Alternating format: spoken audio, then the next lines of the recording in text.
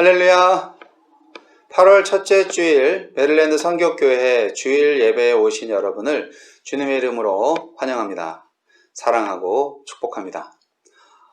어디에 계시든지 언제든지 하나님께서 우리에게 동일한 은혜로 채워주실 것입니다. 예배 가운데에서 하나님의 임재를 경험하시고 하나님의 사랑 가운데에서 힘내셔서 오늘도 승리하는 하루, 이번 한 주간도 승리하는 한 주간이 되시기를 바랍니다. 우리 다 함께 찬송가 292장, 통일 찬송가는 415장, 주 없이 살 수 없네 찬송하심으로 8월 첫째 주 주일 예배를 시작하겠습니다.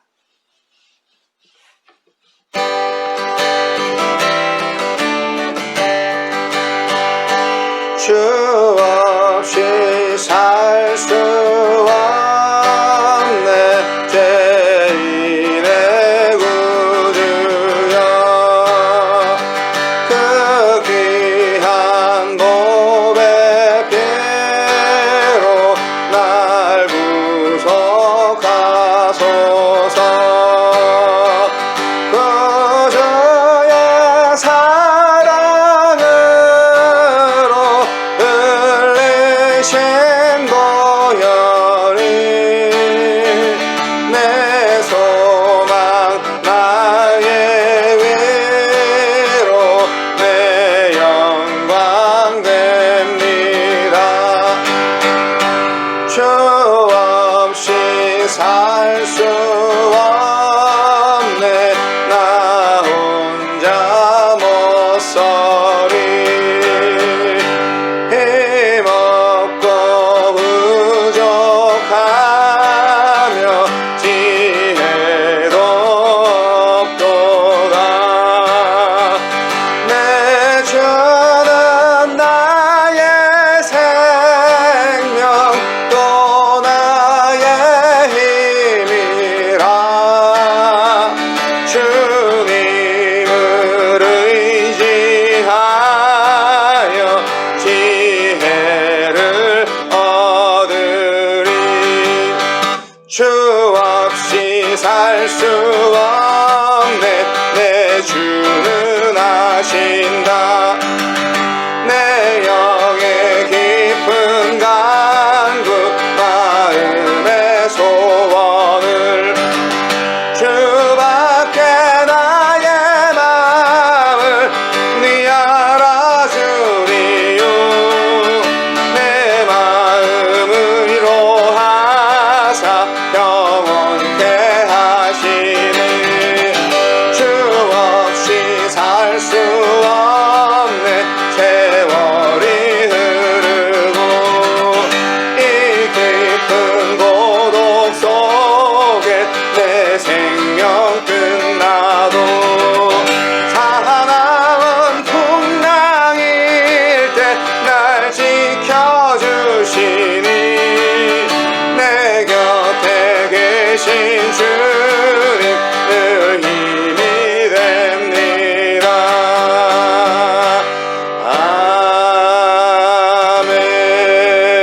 아멘.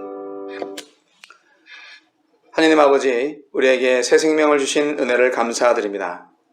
코로나19로 고통받고 있는 이 시대에 온전히 우리에게 주시는 고난의 의미가 무엇인지 다시금 깨닫게 하여 주시고 우리가 알게 모르게 지은 죄들이 있다면 주님 이 시간에 하나님께 내려놓고 고백하고 그래서 미쁘신 하나님의 용서하시는 그 은혜를 힘입어서 담대히 주님 앞에 나아갈 수 있도록 믿음을 주옵소서. 하나님께서 아직도 우리의 인생을 허락하신 시간들이 많이 남아있다면 주여 살아 숨을 쉬는 동안 오직 하나님을 바라보고 하나님만을 경배하기를 원하나이다. 유혹에 빠지지 아니하고 죄에 물들지 아니하고 오직 하늘로부터 내려오는 은혜와 사랑을 힘입어서 하늘의 것만을 추구하며 살아가는 성도들 되게 하여 주옵소서. 많은 사람들이 고통받고 있습니다. 주여 악에서 구하옵소서. 그리고 이 땅에 참된 하나님의 나라가 속히 임하게 하여 주옵소서. 유혹에 빠지지 않게 하여 주시고 연약한 자들을 서로 도와서 한 사람이라도 더 구원을 얻고 또한 한 사람이라도 더 하느님께 예배할 수 있는 성도로 변화될 수 있도록 역사하여 주옵소서. 주님을 사랑하는 것처럼 이웃을 사랑하게 하여 주시고 주님이 우리를 사랑하시고 용서하신 것처럼 우리도 나와 다른 사람들을 사랑하고 용서하게 하소서. 이 땅에 참된 하나님의 나라가 이루어질 때까지 찬양받기에 합당하신 예수님 이름으로 기도하옵나이다. 아멘. 네, 8월 달이라서요. 네, 한 달 동안 제가 노타이로 하려고 하는데 괜찮으십니까? 네. 여하튼 하나님께서 우리에게 살아남을 수 있는 기회를 주셨다는 것 자체로도 감사할 일이라 생각이 듭니다. 살아있음을 인하여 감사를 드리고자 합니다. 이번 달에 생일자가 한 명 있는 것 같은데 8월 8일 날에 에스더 김이란 분이 생일을 맞으시는 것 같아요. 네, 에스더가 누구시더라? 네, 에스더는 김조셉 형제님의 막내 따님이시죠. 네, 생일 축하드립니다. 이번 달에 제 딸이 결혼을 합니다. 8월 15일 날 토요일인데 조지아주에 있는 한비전 교회에서 결혼식을 올립니다. 팬데믹 상황이기 때문에 가족들만 모여서 예식을 치룰 것이고요. 온라인으로 라이브 방송을 하려고 합니다. 그래서 8월 15일 토요일 오전 10시 반에 방송을 할 때 혹시 짬이 되시면 함께 축하해 주시면 감사하겠습니다. 그 일을 위해서 저희가 12일부터 18일까지 조지아에 다녀오게 됩니다. 자동차로 여행을 할 텐데요. 가며 오며 안전운전 할 수 있도록 지켜주시고요. 계속 기도해 주시기 바랍니다. 다음 주 예배 아니죠. 그 다음 주 예배죠. 8월 16일 예배도 역시 온라인 예배로 준비를 할 것입니다. 제가 그 시간에 조지아에 있겠지만 또 제가 잘 준비해서 올려드리도록 하겠습니다. 라이브 방송이든 녹화 방송이든 여러분 마음의 중심을 보시는 하나님을 경배하는 일에 진지하게 성실하게 임해 주시기를 바랍니다. 이 시간 헌금하겠습니다. 봉헌 찬양을 올려드리겠습니다.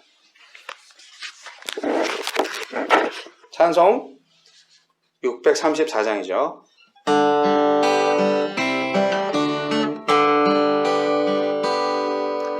모든 것이 주께로부터 왔으니 이 예물을 주께 드리나이다.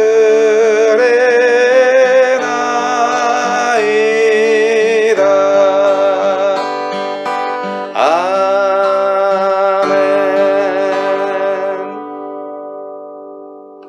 헌금을 해서 기도합니다. 하나님 아버지 감사합니다. 우리가 물질로 인하여서 시험 들지 아니하고 물질을 통하여서 하나님께 감사할 수 있도록 인도하시니 감사합니다. 주님께서 주신 모든 것을 하나님께 다시 돌려드리는 것입니다. 오 주여, 주님이 주신 모든 것에 감사하며 11조와 감사 헌금과 그리고 선교 헌금, 그 밖에 많은 지정 헌금들을 주님 받아주시고 하느님의 나라에 요긴하게 잘 사용될 수 있도록 주님 역사하여 주옵소서. 예수님 이름으로 기도합니다. 아멘.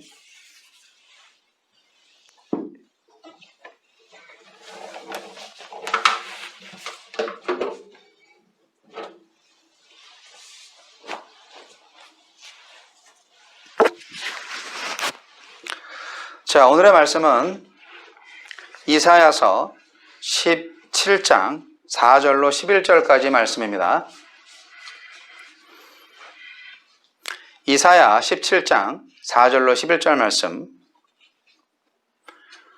함께 읽겠습니다.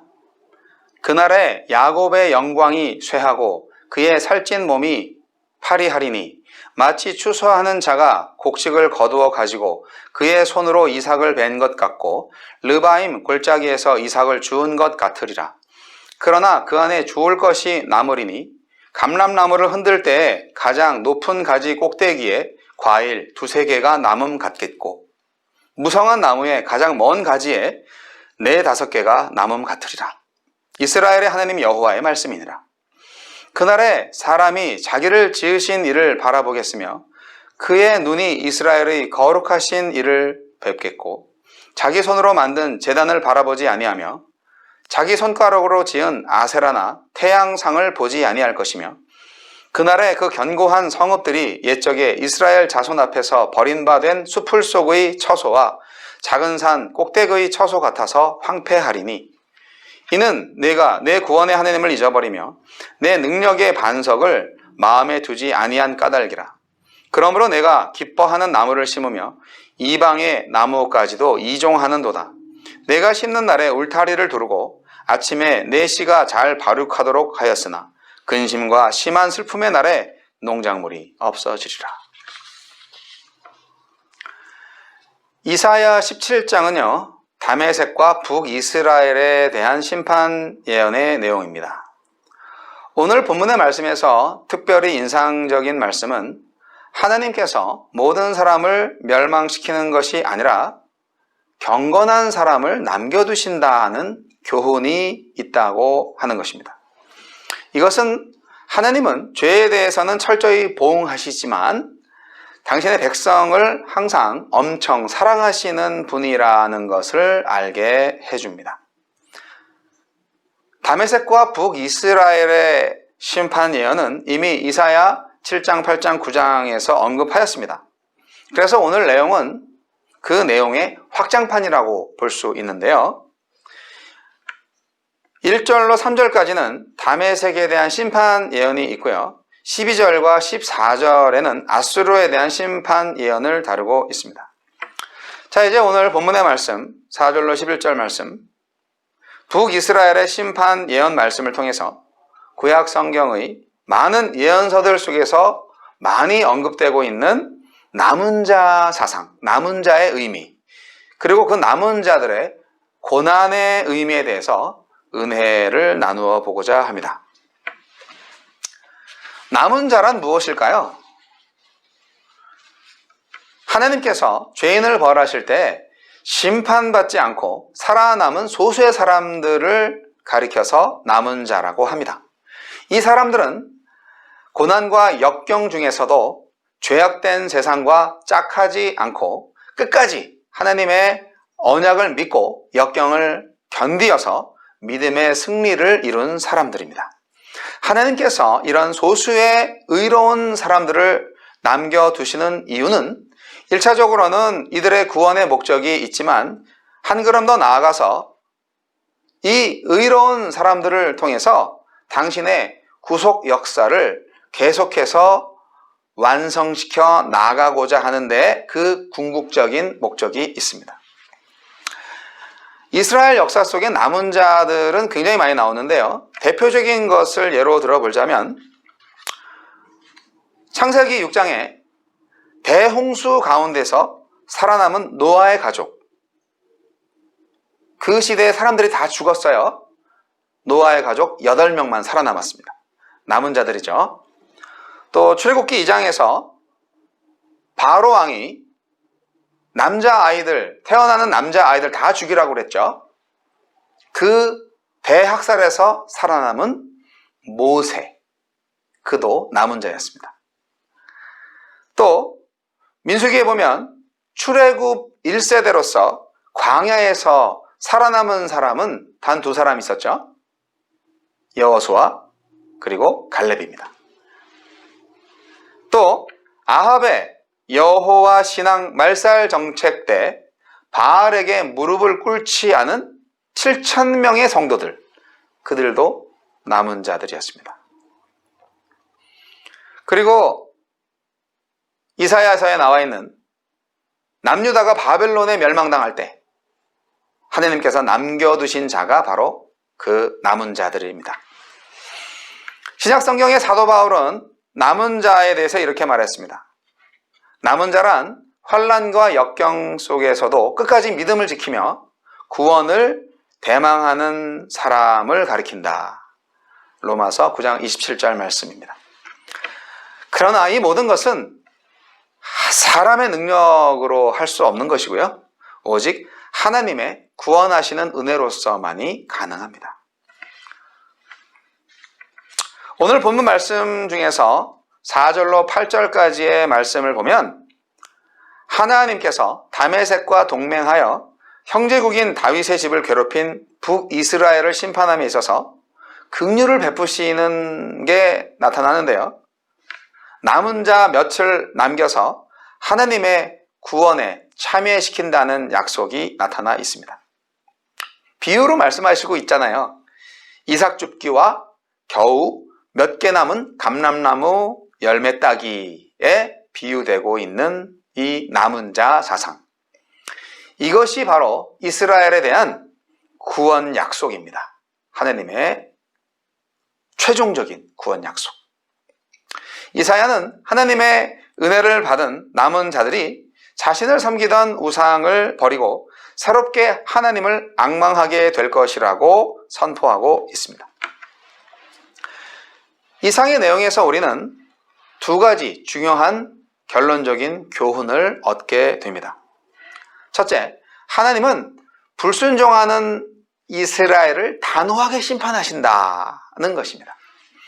비록 북이스라엘이 아브라함의 혈통적 자손이고 언약의 상속 대상일지라도 공의로우신 하나님은 절대 범죄를 용납하지 않으십니다. 이사야는 특별히 그들이 구원의 하나님을 잊어버리며 자기의 능력의 반석이신 하나님을 마음에 두지 않았고 이방의 풍속을 따라 살았으므로 하나님의 심판을 받게 된다. 그렇게 말했습니다. 그리고 2번째, 하나님은 철저한 심판 속에서도 은혜로 남은 자를 구원하신다는 것입니다. 이스라엘과 맺은 하나님의 언약이 소수의 남은 백성들을 통해서 지속될 것임을 분명히 말씀하고 있는 것입니다. 하나님은 아브라함과 맺은 언약을 기억하여 패역한 북이스라엘을 완전히 버리시지는 않으시고요. 긍휼을 베푸신다는 것입니다.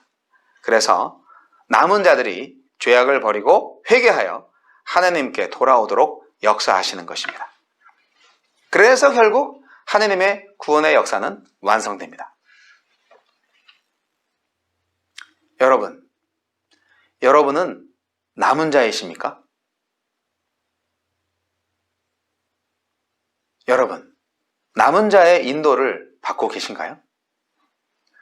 만약 이 시대에 하나님으로부터 나라와 민족이 심판을 받는다면 살아남을 수 있는 방법은 무엇일까요?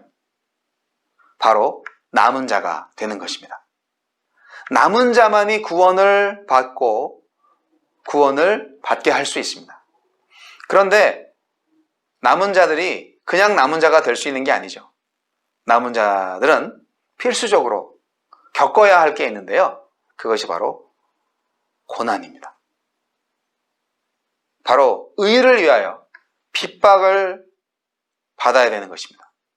고난을 받는 삶을 살아야 하는 것입니다. 그래서 오늘 남은 자들의 고난의 유익에 대해서 추가적으로 말씀드리고자 합니다. 사람이라면 누구나 고난을 당합니다. 그런데 이 고난에 어떻게 대처하느냐에 따라서 인생의 승패가 판가름 납니다. 어떤 사람은 고난이 올 때 별로 심각하지 않게 그 고난을 극복하기 위해서 노력을 합니다. 반면 어떤 사람은 자신이 그 고난을 극복할 수 없다는 좌절감에 빠지거나 심각한 고민 상태에 빠져서 헤어나오지 못합니다. 영적인 고난도 마찬가지입니다. 어떤 사람은 고난이 오면 심지어 신앙까지 버립니다. 하느님을 원망합니다. 그러나 어떤 사람은 고난을 기쁘게 맞이하여 담대하게 싸워서 극복을 하지요. 사도 바울은 빌립보서 1장 29절에서 그리스도를 위하여 너희에게 은혜를 주신 것은 다만 그를 믿을 뿐 아니라 또한 그를 위하여 고난도 받게 하려 하심이라고 말씀하셨습니다. 이 말씀은 하나님께서 우리를 양자 삼아 주셨기 때문에 우리는 세상에서 반드시 고난을 당하게 될 것이다 라는 것을 의미합니다. 그래서 히브리서 12장 5절에는요, 잠언서 3장 11절로 12절 말씀을 인용해서 내 아들아 주의 징계하심을 경히 여기지 말며 그에게 꾸지람을 받을 때에 낙심하지 말라고 훈계했습니다.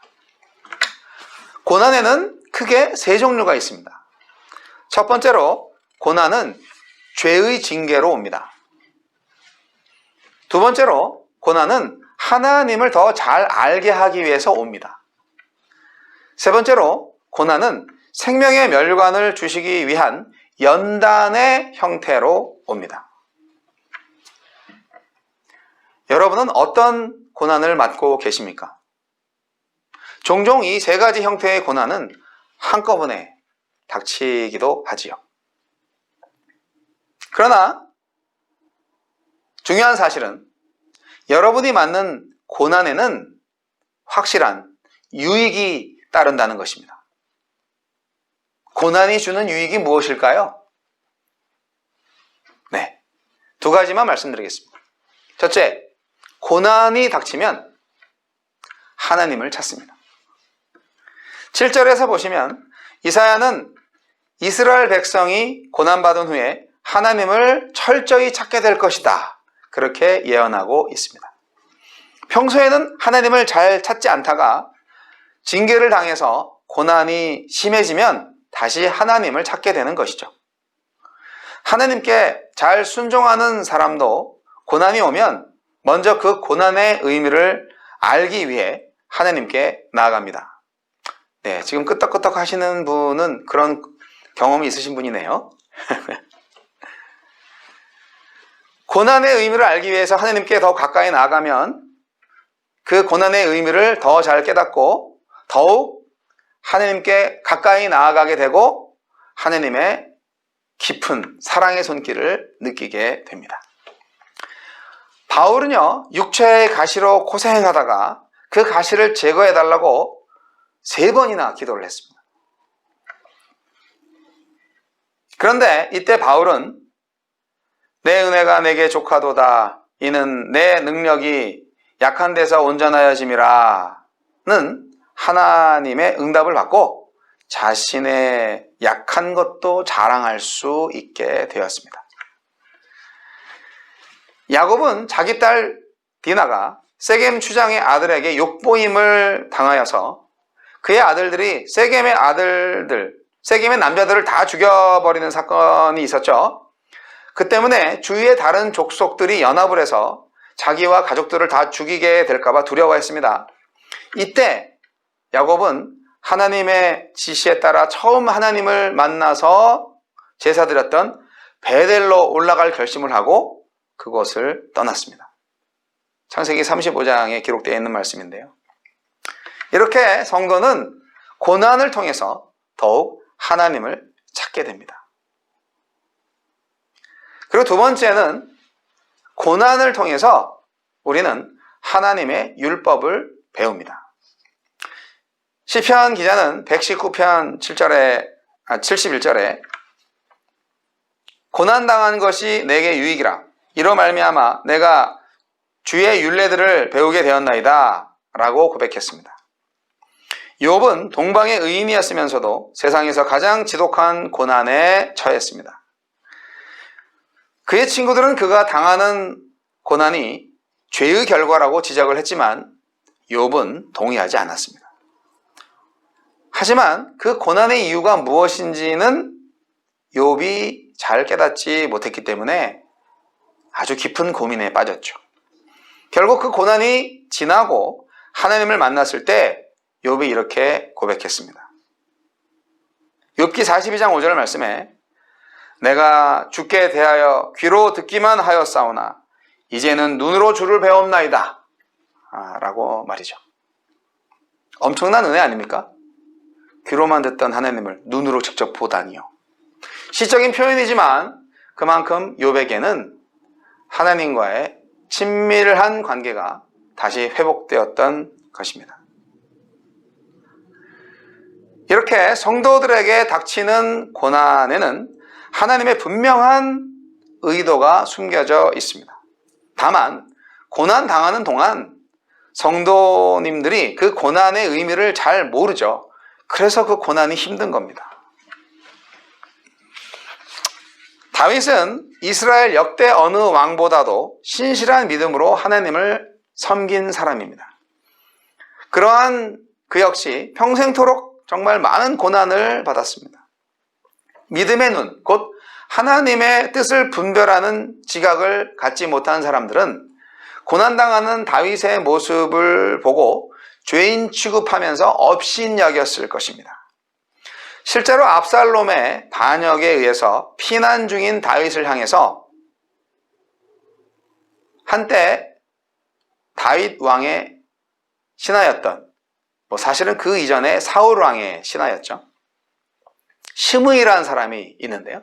그가 피난 가는 다윗한테 아주 독서를 퍼부었죠. 사무엘사 16장 7절로 8절 말씀을 보면 시므이가 저주하는 가운데 이와 같이 말하니라. 피를 흘린 자여 사악한 자여 가거라 가거라. 사울의 족속의 모든 피를 여호와께서 내게로 돌리셨도다. 그를 이어서 내가 왕이 되었으나 여호와께서 나라를 내 아들 압살롬의 손에 넘기셨도다. 보라 너는 피를 흘린 자이므로 화를 자초하야 하느니라 하는지라.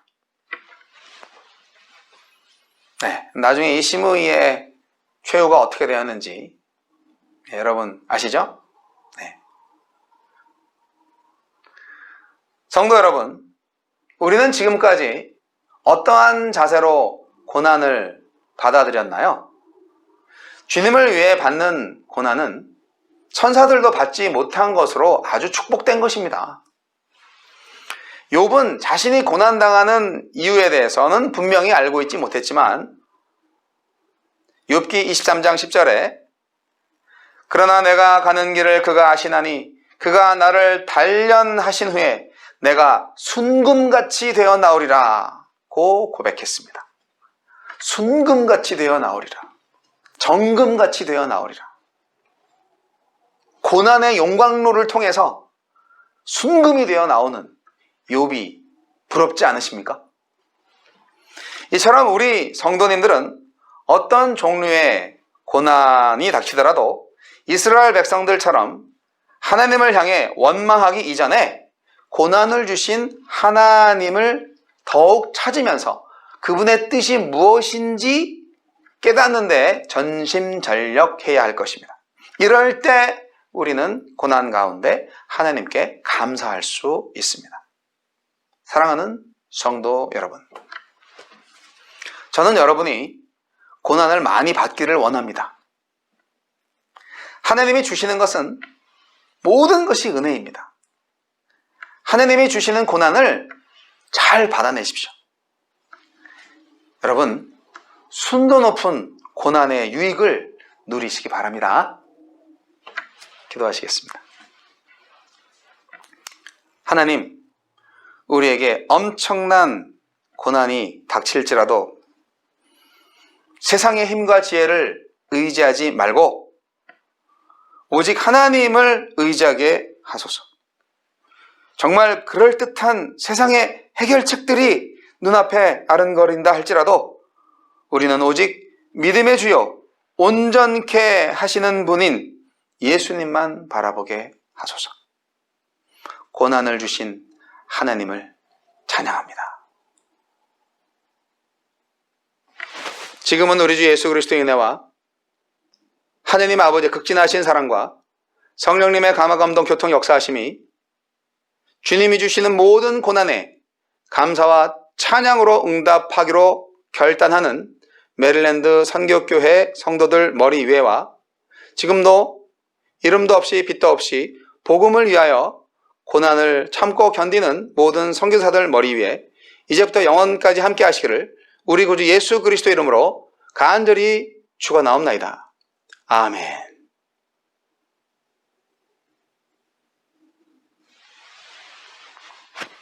감사합니다. 예배 마쳤습니다.